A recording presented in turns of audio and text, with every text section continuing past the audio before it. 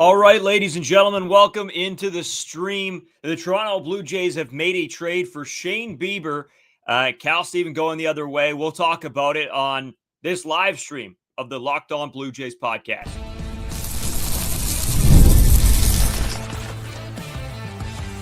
You are Locked On Blue Jays, your daily Toronto Blue Jays podcast. Part of the Locked On Podcast Network, your team every day. Well, an interesting trade comes down the line. Thank you guys for tuning in. You can follow me on Braden5Ewalsko on Twitter. You can follow Carter at Carter First Too. You can follow us on our main channel on Twitter at Locked On Jays. Hit the subscribe button if you haven't already. Big trade to break down. Leave your comments, thoughts, feelings. We'll talk about it all today.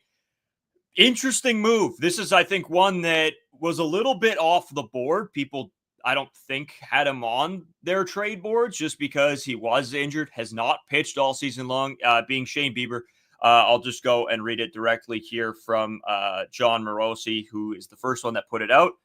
Let me just look it up here. Shane Bieber to Toronto, finalized for Cal Steven. That's pretty much it. That's all we know so far. That was from John Morosi, a guy that, I don't necessarily love to trust after the whole Shohei Ohtani debacle, but great trade in general for the Toronto Blue Jays. Does he help this team as of right now? So this is where Shane Bieber is in his rehab. Obviously has not played a game in 2025, out with Tommy John surgery, but he's nearly ready after striking out 7 over 4 innings of 1-run ball in his last rehab start in Double-A on Tuesday. The right-hander still right now holds a $16 million player option or a $4 million buyout for 2026. So the Blue Jays will have him for next year as well.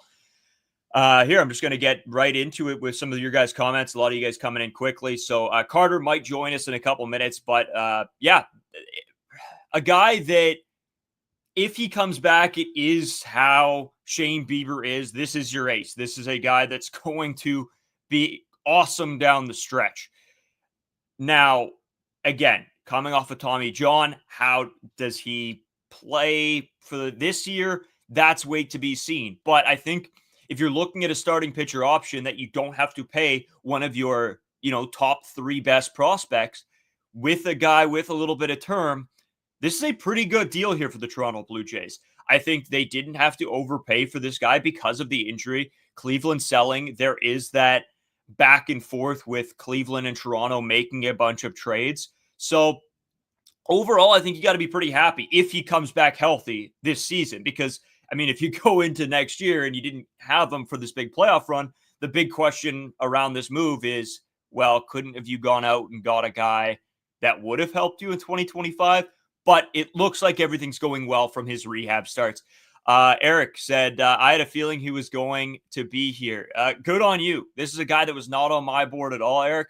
It's always an option. Every guy in Cleveland's organization seems to be an option for the Toronto Blue Jays because they love making deals with them. Jeff, let's go. Yeah, I think everybody's pretty pumped off about this trade.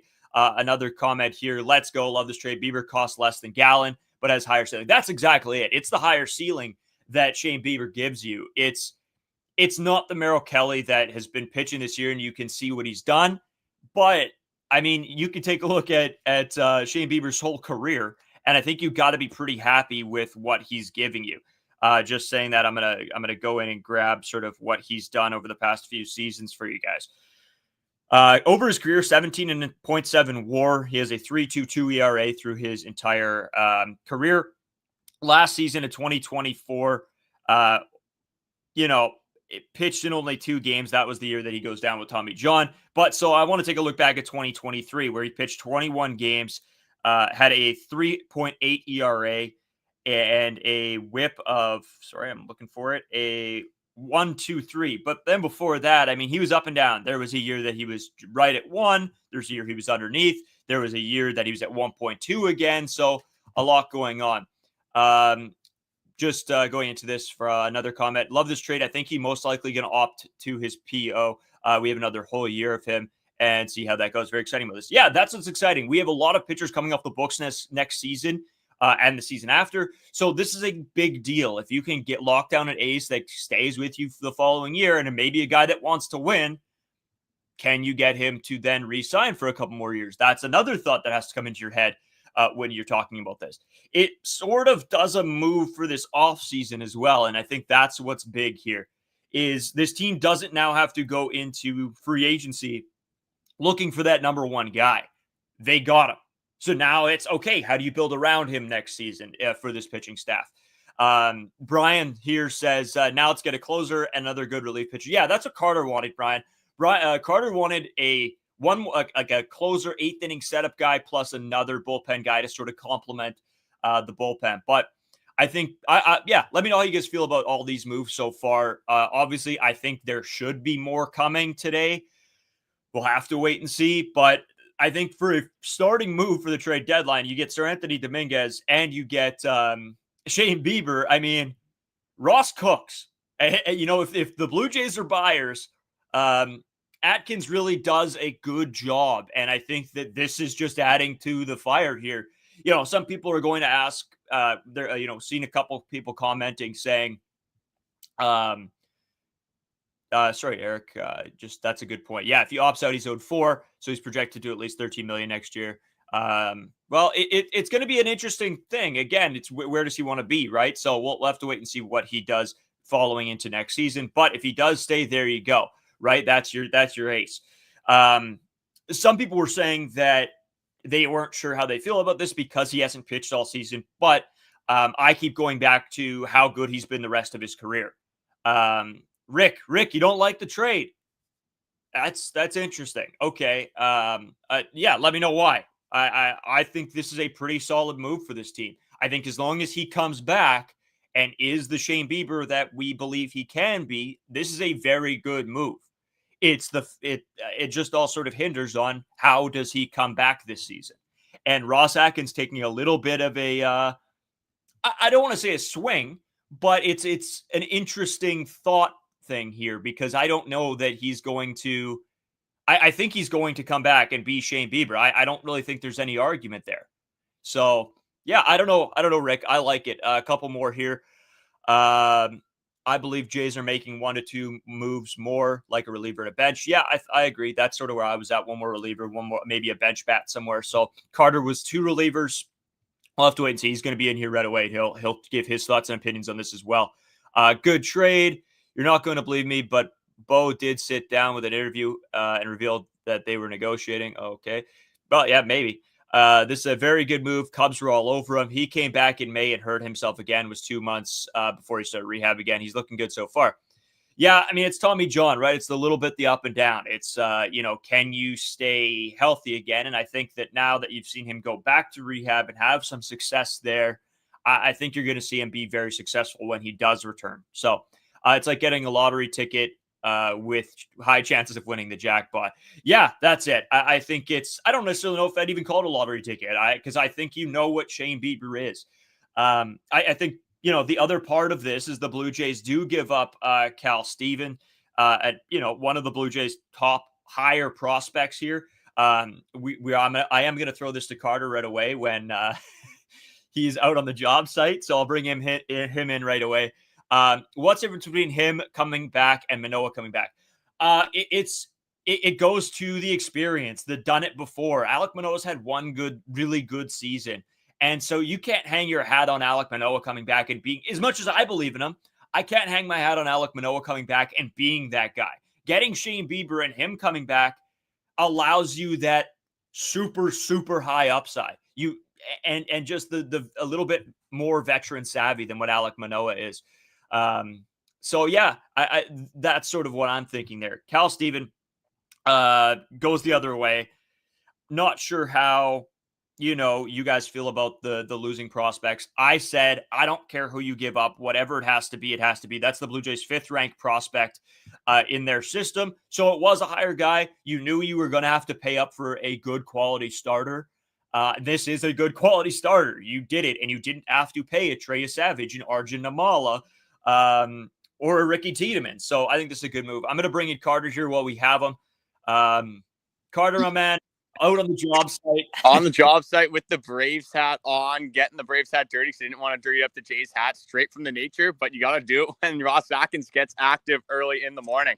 I love it, honestly. We were talking about the starting rotation for a very long time and talking about the higher upside guys. We didn't really think that it was worth going out and spending prospects on a fifth starter like an Andrew Heaney, that kind of type, because was he really going to give you those outings that you needed? Shane Bieber has that upside. Again, he is coming off a Tommy John surgery, so you brought up the comparison to Alek Manoah, which is a good one because two guys coming off Tommy John surgery. Shane Bieber's previous Cy Young. Alek Manoah has had some Cy Young votes. One good thing about this is that Shane Bieber had his Tommy John in April. So Alek Manoah's was sometime in July. So he's got a lot of months on Alek Manoah.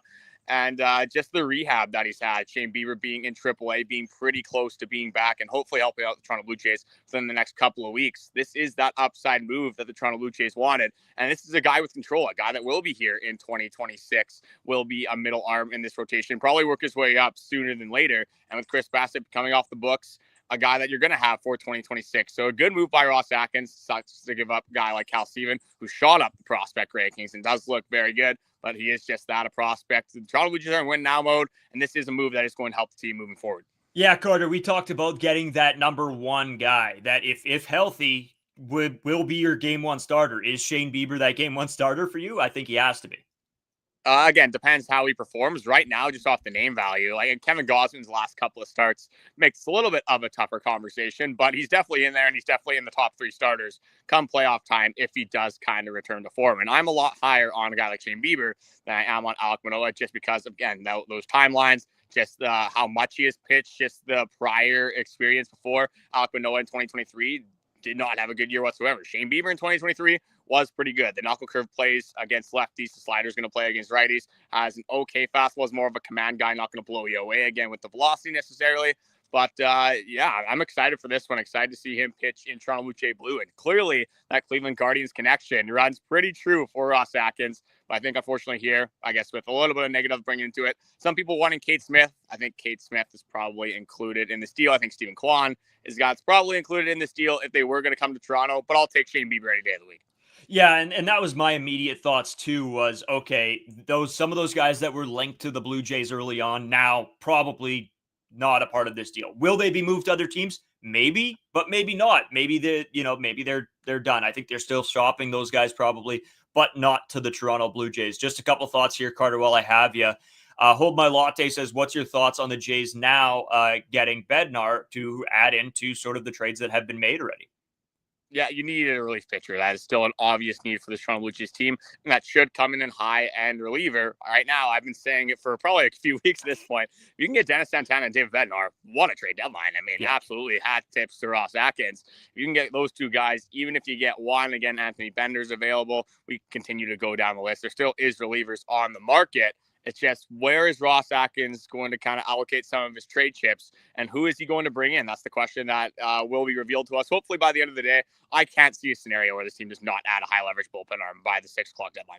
No, I agree. I said I think there will still be a bullpen arm, and I'm thinking maybe even a bench bat option somewhere. Will that happen? I know that's not high on their priority list. I would like to see them bring in somebody, but then you have to think about, hey, who gets moved down? Who gets traded the other way again for somebody like that. So interesting for sure. I just got another one here.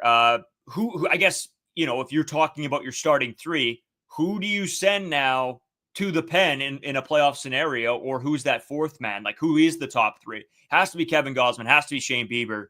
And at this point, do you go Jose Barrios or do you go Chris Bassett? Or does the Lau show even, give you a little bit of starts as well in the playoffs? What do you think?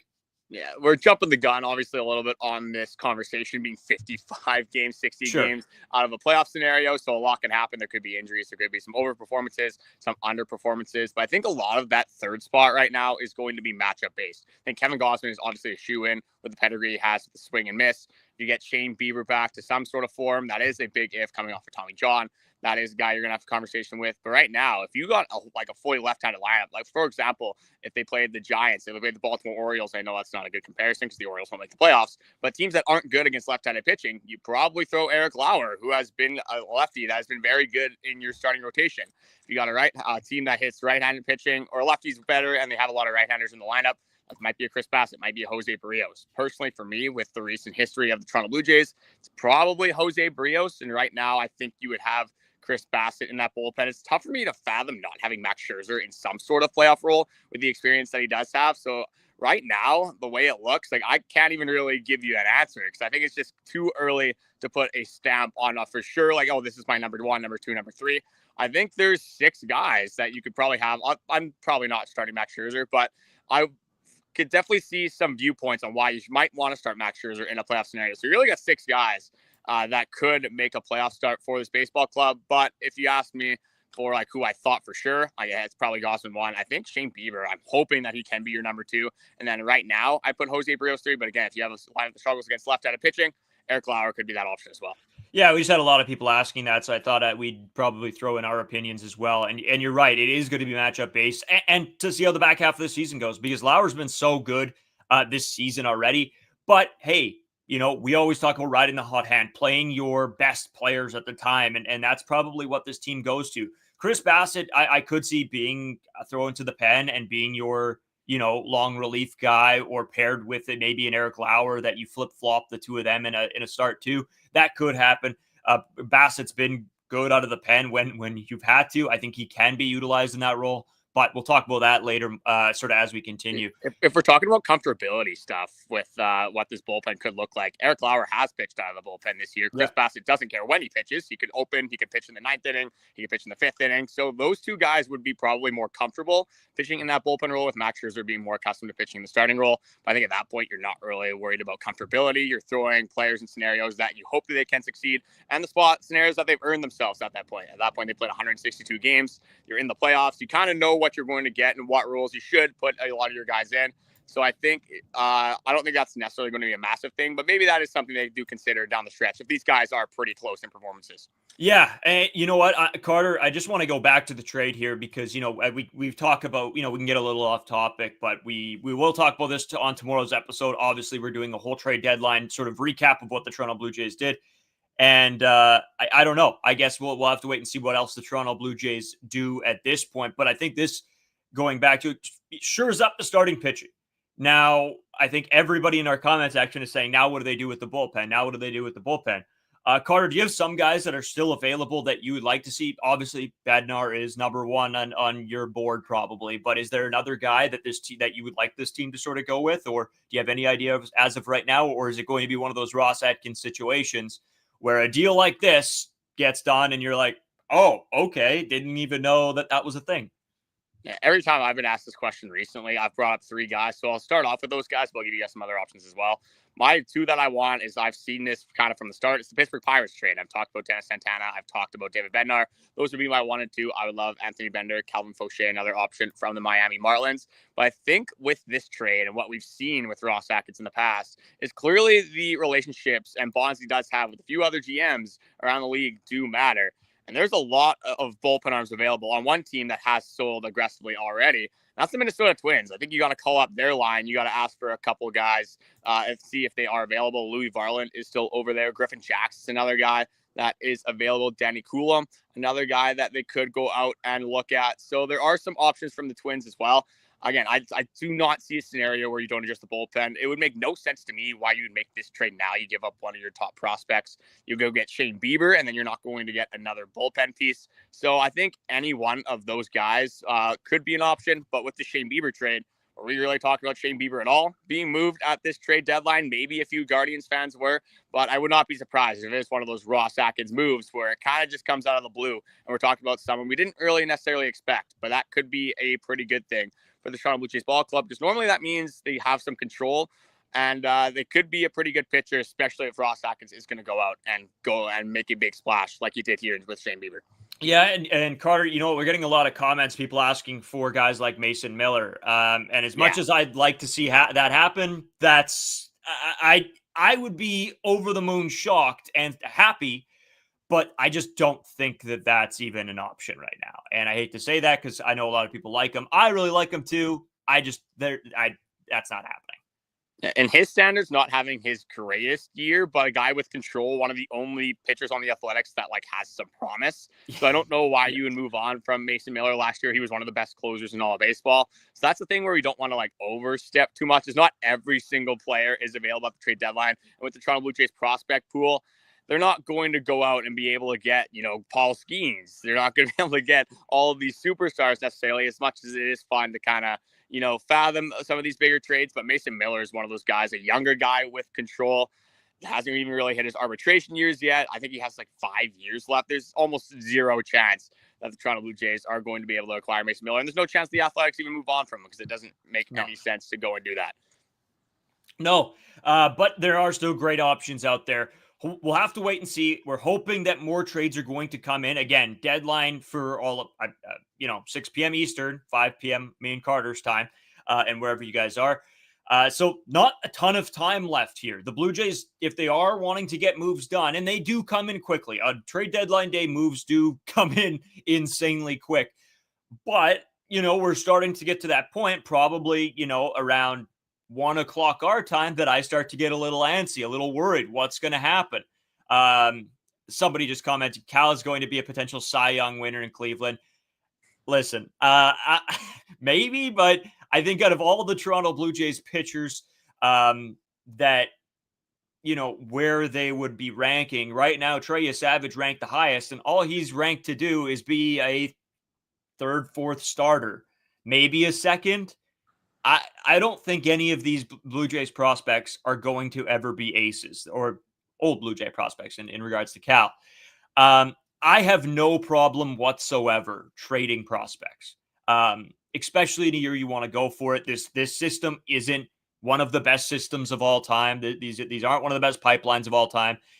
It's gotten better over the past few years, but it's still not unbelievable. So whatever you have to trade, I don't think is going to really super hurt your future. This is a team that's probably going to buy and sell and trade and make their team like that for the most part, because that's just a team they are. They're a top 10 payroll in baseball. That's what top 10 payrolls in baseball usually end up doing. When we look at the Blue Jays prospect pool, for me, it's you really have those top 5 guys. Like it was Cal Steven and up. As soon as you go down, you don't really have a lot of depth there. And that's why in a lot of these prospect rankings, the Toronto Blue Jays don't have that good of a prospect pool, but they absolutely help themselves out a ton in that 2024 draft. If you wanted to make a big move like this, you were going to have to trade one of those younger guys. And Cal Steven does project well. The fastball is going to play, does have some secondary pitches. He has a slider that moves very well as well. But for maybe a potential Cy Young winner, as that comment said, I can't see the comments right now, unfortunately, but we just got a pitcher that has won a Cy Young before. And I get there is some, some risky business going on there with him coming off the injury, but you're a little bit more confident because you've seen what Shane Bieber can do multiple years at the major league level than you are on a guy like Cal Steven, coming out of college, a guy that hasn't pitched even much in Double-A whatsoever. So prospects are just that. Like they could be really good. They could be, maybe it's the next Paul Skeens. Probably not. Paul Skeens doesn't come out around that often. Can he be good? Absolutely. But when you're in a position to buy, you can't necessarily be mad that you're losing some of your top prospects. So as Cal Steven, I honestly wish him the best, and I hope he does have a good career. Maybe not the Cy Young caliber career, like that comment suggested, but you're going to have to give up assets if you want assets in return. Yeah, and again, it goes back to what me and you talked about is lottery tickets or what you've seen before. And Shane Bieber, we've seen him be amazing. And so if you have to give up a guy that you could potentially may never play in the MLB, that's where we're at with prospects. Something could happen. He may never play. Shane Bieber just went through Tommy John, the worst pitching injury you could get, and is now on the other side of that, who has been fantastic all of his career. This is a great trade for the Blue Jays. And if anybody tells you it isn't, well, tell them off. For me, anyway. You can say Braden Wasko told you that this is a great trade. So there you go. How can you not be a believer? I'm a believer. I'm fully in on the Bieber train already. I haven't even seen him pitch. Why not be optimistic about a guy that has won a Cy Young previously? even if there is some injury concerns. So a lot will be revealed to us, obviously, with the rehab starts coming out. He has made a couple of them in AAA. So we're probably looking at a week or two timeline away from seeing Shane Bieber pitch for this team, but you still have a 5-man rotation at this point. So it's just kind of bolstering some of the depth on this team. You bump everyone down. You have Alec Manoah coming back. So you do have now a few options down the stretch where if something does go wrong, you got a guy that can be a plug and play and give you innings and give you good innings and meaningful innings, not just, the Easton Lucas 3 innings where you give up moonball after moonball. Yeah, well, exactly. Yeah, and that's the biggest thing, right? We didn't want to be in a scenario where now somebody else goes down. We've had Scherzer with injury troubles. Well, and we saw in the doubleheader as well. What happens if one hitter or one pitcher goes down? Is that you would have to rely on Easton Lucas. It would be Lazaro Estrada. Again, maybe it's Alec Manoah down the stretch, but now again, just having another option that has shown consistency of being good in the past, that can definitely help the starting rotation down the stretch and hopefully for a few playoff series. So, Carter, I guess the big question now is who becomes your sixth man? Who becomes that other starter or gets pushed to the bullpen, right? Because you have to move everybody up the depth chart or down the depth chart, right? You're going to have Kevin Gausman. You're going to have Jose Barrios. You're going to have Bieber. Bassett's in there as well. Does Scherzer get the boot? Or I don't know how you give Lauer the boot right now. I really don't. And then there's obviously the notion of the 6-man rotation, which I'm not really a fan of. It depends kind of how the schedule does work out. But as soon as you start mixing off days in there, making it a 7-day rotation, like these pitchers only pitching once a week, that's not really going to be good. Especially when the playoffs come around, you're going to want your top guys to be throwing every 3 or 4 days and not really have that rest whatsoever. Right now, just I don't really have an answer for you. I think I'd have to dive into this more. How are you going to tell Max Scherzer after he just went 7 innings of 11 strikeouts that this guy's moving to the bullpen? How are you going to tell Chris Bassett, who's been on this ball club for 3 years in that starting rotation role, a guy that has been eating a ton of innings for you? How are you going to tell him that? Jose Barrios, same thing. This guy that has some control still. It's going to be an interesting conversation that John Schneider and the front office are going to have. It's not a conversation they're going to have, in the next 2 weeks. It's not pressing necessarily, but when Shane Bieber comes back, you didn't make this trade just for him to kind of sit in the dugout. You came for him to be back and hopefully an asset for the playoffs. So I don't necessarily have an answer right now, but I think we'll see how things are revealed. We'll see how Shane Bieber does play out, and we'll also see how the performances go in this starting rotation. But do you got an answer for the people? Do you got something that you have that you think would work for the Toronto Blue Jays in this scenario? Listen, when I think of back to a 6-man rotation, don't get me wrong. I think it gives your pitchers more rest, but it also takes now an extra day to get your best guys back on the mound. And that's my biggest problem with it. As great as rest is, some guys don't like the extra day off. The extra day off may hinder them because they like to have a routine of, hey, every 5 days I'm in there, every 6 days I'm in there, not every 7 or 8 days I'm in there, right? That could hinder some guys as well. I don't love that situation, but I think it all depends for me on what this pitching squad likes. Do they want to have that extra day? I think that's a conversation that you could have as an entire staff and that they probably should and will have in the next few days. For me, I think what you'd have to do is I don't think you could take it away from Lauer. I could see this. I really don't know. I'm confused. It's a really good problem to have that you can't just flat out say oh, this guy's easily in the bullpen. It's having a lot of good pitchers, a lot of guys that can go out there and give you innings. Definitely not a bad thing, especially come a playoff scenario. But leave your thoughts in the comment section on your perspective of what you think John Schneider is going to do with this starting rotation. Because the way it looks right now, I don't think there could really be a bad move. You talk about Eric Lauer, you can't. There's no way. Eric Lauer's been the best starter on this team for the last 10 starts, 12 starts. So you can't move Eric Lauer to the bullpen at this point. You can't limit the innings that Eric Lauer is getting. So I'm interested to see what the people are going to think about what they do with the starting rotation moving forward. Yeah, I'm super interested too. And hopefully we get a couple comments before our show for tomorrow morning so we can go over some of your guys' thoughts and put them together and maybe clear our own heads. And you know what? Maybe a couple minutes removed from this podcast, I'll probably sit down and think about this a little bit and maybe come to some type of conclusion. So tune in tomorrow. We'll talk about all that. We'll talk about trade deadline recaps. Hopefully the Toronto Blue Jays do have another trade in the works, and I'll be live in another, hour or so. But we'll have to wait and see what happens. Just a last one here from Crowd the Poet. Says, I hope Bo Bichette resigns too. I wonder if Bieber pitches well. Will the Jays give him a big contract? Yeah, we're going to break everything down probably tomorrow morning when it comes to getting really diving deep into the contract situation, how the opt-outs, everything like that works. I told you guys a little bit about his opt-out options, the player option, the club option, whatever it may be, early in this. So if you want to go back to the beginning, you guys can listen to that as well.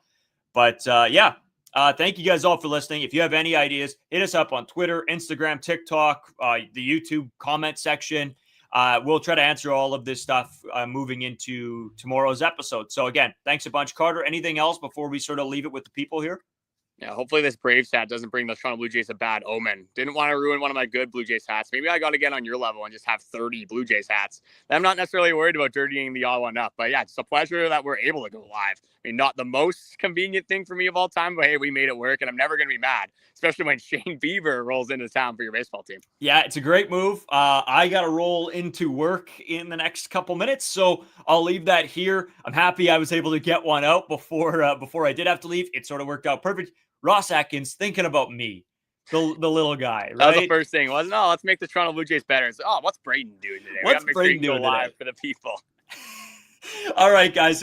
Carter, thanks for helping on with me. We'll talk about more about this tomorrow as we continue, or later today, I guess, for ours. And then if there's another live, we will be live for that. So thanks a bunch. We'll talk to you guys later. Take it easy, and we'll be back. Make sure you guys tune in. If there's another trade that drops, I'll be live back here on YouTube.